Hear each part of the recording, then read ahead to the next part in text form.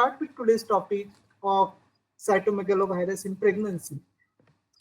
In my lecture, whatever is given in the yellow color sentences, the numbers and all, you remember those numbers. They are mainly asked as a SBA, okay, or sometimes EMQ also. So cytomegalovirus is a herpes virus, which is the most common cause of congenital viral infection in the developed countries. Seroconversion during pregnancy occurs around 2 to 2.5% of female. Transmission to the fetus, when there is a primary maternal infection with CMV, there is a 40% chance that there is a transmission to the fetus. Infection, if there is infection by CMV before the conception, then the chance of transmission is 0.2 to 2%. Okay, but if it happens during the pregnancy, there is a 40% chance of transmission to the fetus. When it happens before the conception, the chance of transmission is less, 0.2 to 2%. So, and when it is, it may be higher when the interval between the primary maternal infection and the conception is less than 2 years. In that particular case, this 0.2 to 2% chance may be little higher. When the CMV infection is a recurrent infection in pregnancy, the risk of congenital infection is around 1 to 2%. The risk of congenital infection varies with the time of gestation at which the primary infection occurs. Say, for example, if it is in the first trimester, there is a 30% chance of the fetal transmission, while if it is the primary maternal infection is in the third trimester, there is a 47% chance of fetal transmission. I hope you are getting this. Is it clear? Yes, sir. So first trimester, Yes, sir. there is a 30% chance of transmission, while in late pregnancy, there is a 47% chance of transmission. And overall chance is 40% when the primary infection happens during the pregnancy. This 40% is asked as a SBA. Okay. So risk of viral transmission is low in the early pregnancy, but the severity of infection is higher. So we have seen in early first 3 months, if the infection happens, there is a 30% chance. But when there is a transmission, there is a high risk of fetal damage.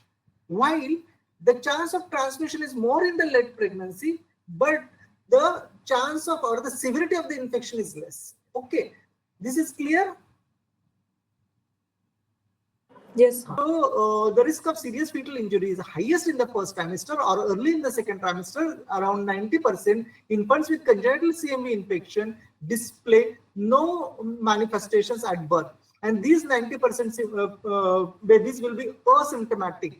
And among these 90% babies, 6 to 23% of these asymptomatic neonates will later develop some degree of hearing loss. Okay, so the risk of serious fetal injury is highest in the first trimester or early in the second trimester, and 90% of the infants will be asymptomatic. So these asymptomatic infections are seen in 90% of cases. Okay. And 6 to 23% of these asymptomatic infants will later develop some degree of hearing loss. Okay, they will ask you how many percent of babies will be symptomatic at birth. So symptomatic are only 10%. Okay, so 10% will have the signs at birth, and they are at a serious risk of long-term neurological sequelae. The risk of any sequelae in infants with symptomatic congenital CMV at birth is 90%. So these 10% who are symptomatic, in that the chance of sequelae is 90%. Okay, so 90% are asymptomatic, 10% are symptomatic. Among the 10% who are symptomatic, they will develop, 90% of them will develop the sequelae. While those who are asymptomatic, that is among the 90%, only 6 to 23% will have some kind of degree of hearing loss. Okay. So coming to the diagnosis. So asymptomatic in 90% of individuals, and clinical signs, this is in adults. So when there is a CMV infection, it remains asymptomatic in 90% of individuals, and the clinical signs are often non-specific. Serological diagnosis is by CMV IgG avidity. Remember, most of the time we do IgM, and IgM we say that that is a recent infection, when there is IgG, it indicates a past infection. However, in cases of CMV, and this is a question for RCOG, how do you do the serological diagnosis? So for CMV, it is very specific. Immunoglobulin G avidity will help you in identification of the infection. So immunoglobulin G avidity is important. Okay, but it is performed only in reference laboratories. So presence of IgM is often not diagnostic of recent primary infection, and the reasons are: one, IgM may persist for many months after the primary infection, or IgM may be detected during secondary infection also, and sometimes this IgM which is produced by some other virus like Epstein-Barr virus may cross-react with the this particular CMV also. So there is a cross-reactivity with IgM due to other viral infection like Epstein-Barr virus infection, and IgM may be detected as a result of non-specific polyclonal stimulation of the immune system. So that is why IgM alone is not very significant in diagnosis of CMV. Okay, so what we have to do is immunoglobulin G avidity along with IgM. So this particular flow chart is very important. For serologic diagnosis of primary maternal infection, it is a seroconversion. The mother who was negative for immunoglobulin G has become IgG positive, or IgG positive, IgM positive with low avidity. Okay, so avidity we will go further details in the next slides. So these are combined as IgG or IgM alone is unreliable. So when you do IgM, you do it along with IgG avidity. Okay, so when there is a low avidity of IgG along with IgM, it is a recent infection, or within 3 months there is a infection. Okay, so once there is a diagnosis of maternal infection, after that assessment of the fetal infection is done by the amniocentesis, and the timing is 7 weeks after the presumed maternal infection. So how many weeks after the maternal infection we carry out amniocentesis? 7 weeks after the presumed maternal infection and after 21 weeks of gestation. Okay, so ultrasound, we also do the ultrasound for the signs of CMV infection. So if it is a positive, in that particular case, we counsel the mother regarding the symptomatic disease, and if it is a negative, no chance of fetal infection, and counsel the mother that the risk of infection is low. So first we will do the maternal diagnosis by IgM plus IgG low avidity. If it is positive, then we will carry out amniocentesis after 7 weeks of primary infection and 21 weeks of gestation, and we will also do the ultrasound for various markers for CMV infection. If it is positive, we have to counsel regarding the symptomatic disease in the fetus. Okay, and if it is negative, we have to counsel that the chance of infection is less. Okay, so now coming to the avidity, what we discuss. When there is a high avidity more than 60%, it is highly suggestive of past infection more than 3 months or secondary infection. So when you have a report of IgG showing high avidity, it is suggestive of past infection more than 3 months. If it is a low avidity, less than 30%, it is highly suggestive of recent primary infection, that is less than 3 months. So diagnosis of primary infection in pregnancy can be made by the appearance of CMV specific IgG in a woman who was previously negative. So if there is a IgG which has appeared in the mother who was negative, if we know the previous serology that she was negative and now the report is positive, that means there is a primary CMV infection, or the detection of CMV IgM antibody along with low IgG avidity. So these are the criteria for the diagnosis of CMV infection during the pregnancy. Okay, so I hope when the different options will be given, they will give you only IgM, only IgG, they will give low IgG avidity, high IgG avidity, they will give IgM along with low IgG avidity. Then you have to select IgM along with low IgG avidity. Okay, so such permutations and combinations will be there in the questions. Okay, so clear all of you up to this much? Yes, sir. Yes, sir. Okay, so this is the same. So commonly used serological tests are CMV IgM enzyme immunoassay, that is EIA, then CMV IgG EIA, and CMV IgG avidity. So these are the serological tests which are done for maternal CMV infection. And for fetal confirmation, what we do, we perform the amniocentesis, and on the amniocentesis we do the CMV DNA PCR. Okay, that is what is performed, or CMV detection of immediate early antigen fluorescent foci. That is also called as DEAFF.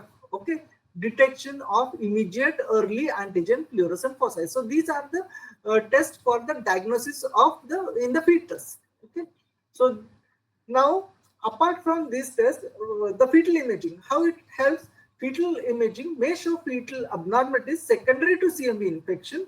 Fetal UAG is neither sensitive nor specific for congenital CMV infection, because similar picture can be due to other infections also. But fetal imaging will definitely help to some extent, but it is not sensitive. Okay. Then next is a fetal MRI. Fetal MRI may be considered if ultrasound imaging is inconclusive, but there is a lack of evidence to support its routine use or benefit over the ultrasound. Okay, fetal MRI is helpful, but if ultrasound imaging is inconclusive, in that particular case, we can go ahead with fetal MRI. However, there is a lack of evidence to support its routine use. Okay, then ultrasound and MRI should be considered as a complementary imaging modalities for the investigation of fetal brain when both are performed in the third trimester. If in a fetus known to be infected with CMV, the sensitivity of identification of the CNS lesion is 95%. So when you both do ultrasound as well as MRI in the third trimester in a infected fetus, the detection of the CNS lesion, the sensitivity is 95%. Okay, and these two tests, that is ultrasound and MRI, are complementary to each other. When both ultrasound and MRI of the fetal brain are normal prenatally, the neonatal outcome is generally good. Okay, so fetal ultrasound and fetal MRI, and if both are good, the neonatal outcome is generally good. So prenatal diagnosis of CMV is imperfect and based on amniocentesis performed at least 7 weeks after presumed maternal infection and after 21 weeks of gestation that we have seen. Then how does this CMV gets transmitted in the adults? It is through the contact with a person excreting the virus in saliva, urine or body fluids. And other possible modes of transmission will be sexual exposure or via transplanted organs or rarely by the blood transfusion also. So these are the methods of the transmission. That is how the CMV gets transmitted. And for the modes of perinatal transmission include ingestion or aspiration of cervicovaginal secretion at the time of delivery and the ingestion of the breast milk after the delivery. That is how the perinatal transmission happens. Okay. So what are the signs and symptoms of congenital CMV infections? I told you they will give you extended matching question in part 2, and they will give you various features, the clinical features as well as ultrasound features, like there is a chorioamnionitis, sensory neural hearing loss, hepatosplenomegaly, purpuric skin eruption, jaundice, petechiae, fetal growth restrictions, microcephaly. And once you see microcephaly, there are many causes of microcephaly. Then not only that, hepatosplenomegaly is seen in many cases, but this sensory neural hearing loss, chorioretinitis, along with hepatosplenomegaly. Okay, then hepatitis, hemolytic anemia, thrombocytopenia, hyperbilirubinemia, and CNS features such as ventriculomegaly, periventricular leukomalacia, cystic abnormalities, and periventricular calcifications. So these neurological features, all these are commonly seen in CMV infection. So you have to read these features carefully and analyze it from other viral infections. Okay. So these features are very important. This slide is very important from examination point of view. Now coming to the management of CMV infection in pregnancy, there are limited options for antenatal treatment. Okay, so antenatal treatment for prevention of fetal infection or adverse outcome after primary maternal infection, it has got a limited role. The management option for the congenital CMV infection included antenatal counseling, followed by one, go ahead with the termination of pregnancy or wait and watch approach, hoping that the fetal outcome would not be severe. So these are the only options which are available.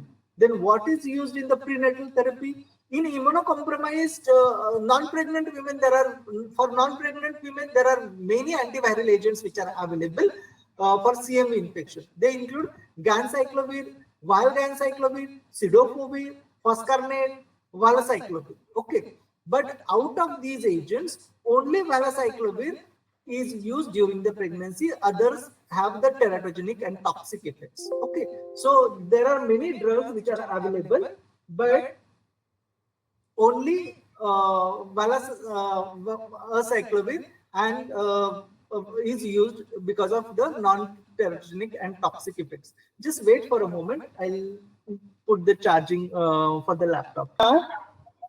Can you hear me? Yes, sir. So management of CMV infection in pregnancy, there are limited options. Okay. The management options are antinatal counseling, followed by termination of pregnancy, and wait and watch, hoping that there will be fetal outcome will not be much severe. The prenatally, we have various options, various drugs are available in which we have ganciclovir, valganciclovir, cidofovir, foscarnet, valacyclovir, etc.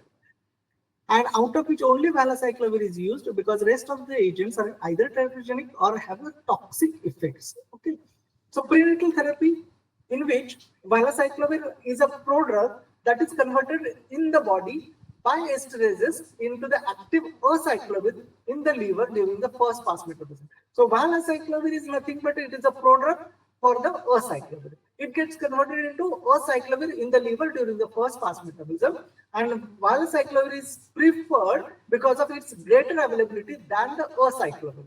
We know acyclovir well because it is used for many antiviral, many viral infections.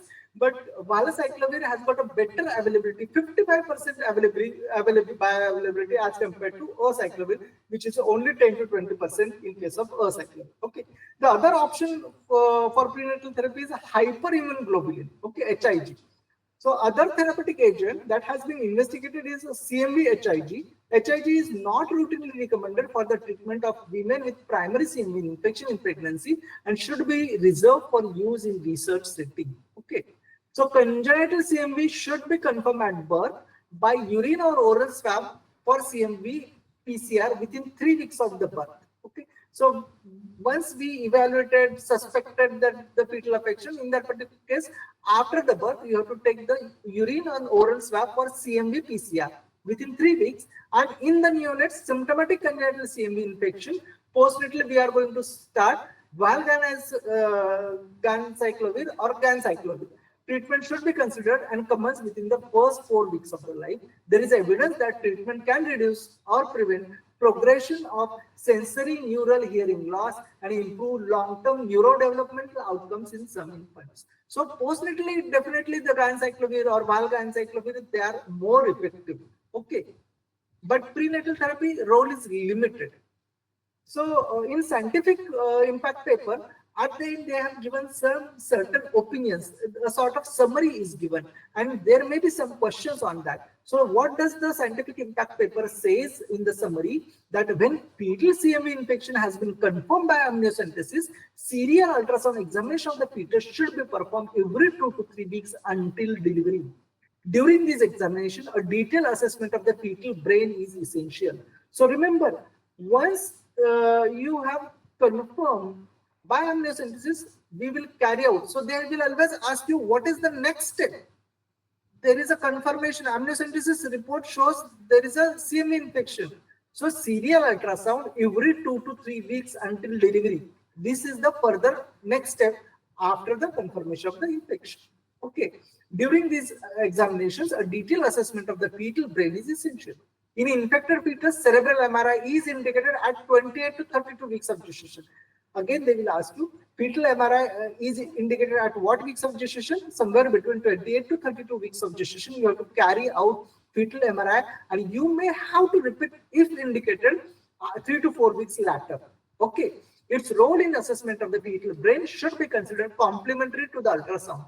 Infected fetuses may be classified into one of the 3 prognostic categories: asymptomatic fetus, severely symptomatic fetuses, and mild or moderately symptomatic fetuses.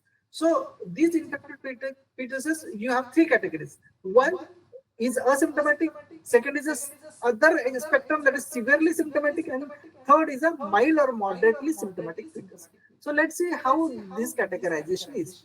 Once you have asymptomatic fetus in which the ultrasound will not show any abnormality, there will be cerebral MRI will be normal, and normal biological parameters such as platelet count, etc. in the fetal blood, they will be normal, and the prognosis is generally good for these fetuses, but with a residual risk of hearing loss. So at the most, what will happen to this asymptomatic is some kind of residual hearing loss. Now come to the other spectrum, that is a severely symptomatic fetus. Here there will be severe cerebral ultrasound abnormalities like microcephaly, ventriculomegaly, white matter abnormalities, cavitations, intracerebral hemorrhages, delayed cortical development. So these severe cerebral ultrasound are associated with thrombocytopenia. Okay, you have seen in asymptomatic fetus the platelet count is normal. Here it is a thrombocytopenia will be there and CNS features will be there. The prognosis for this group is very poor, and counseling regarding the option for termination of the pregnancy should take place. Okay, so here counseling regarding the option of termination should take place. Okay, now let us come to the mild and third category, mild and moderately symptomatic fetuses. There will be isolated biological abnormalities like on fetal blood sampling, there may be thrombocytopenia, other features may not be there, or there may be there will be no brain abnormalities, only thrombocytopenia is there, or isolated ultrasound abnormalities such as only echogenic hyperechogenic bowel is there, or mild ventriculomegaly is there, isolated calcification. So here the prognosis is not very certain, and follow up with USG and MRI is required. Okay, so that will further refine the prognosis, the serial USG and MRI. Okay, the therapeutic options in such cases will be antiviral therapy, but it has got a limited role in the mainly in the research setting. The option for termination of pregnancy to be discussed. Here, the option of termination to be discussed. Why? There, option of termination of pregnancy should take place. That is must. You should offer. In both cases, you are offering. But here, if when the prognosis is not sure, you also discuss the termination of pregnancy. Okay, so this is the same thing what we have seen, that confirmed fetal infection by amniocentesis 6 to 8 weeks following the seroconversion. We have seen that 7 weeks following the seroconversion, we will do the amniocentesis or reactivation. Okay, after 20 weeks of gestation, we will do the amniocentesis. Detailed targeted ultrasound every 3 to 4 weeks. Fetal brain or MRI 28 to 32 weeks we are going to do, and we may repeat 3 to 4 weeks after that, and along with that fetal sampling may or may not be done. Okay, so these are the investigations which are required. That is, one targeted ultrasound every 3 to 4 weeks, then fetal MRI at 28 to 32 weeks of gestation.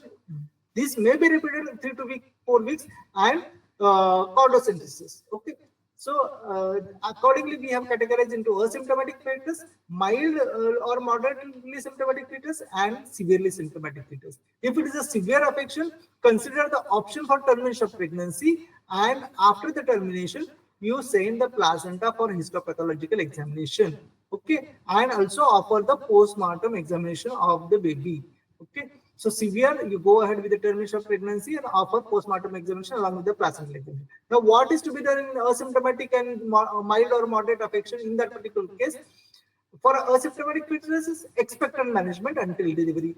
Okay, after the delivery, you send the placenta for examination, and for the neonate, you will do the clinical, auditory, ophthalmological, and lab and imaging evaluation. So we have to carry out the evaluation of the neonate clinically, as well as auditory and ophthalmological and lab evaluation, as well as imaging is to be done, and postnatal treatment of symptomatic infant and long-term follow-up is required for these particular cases. Okay, and as I already said, the placenta will be sent for the examination. Now, what is required for mild or moderate cases? Consider in utero treatment. So prenatal therapy can be started, however the role is limited.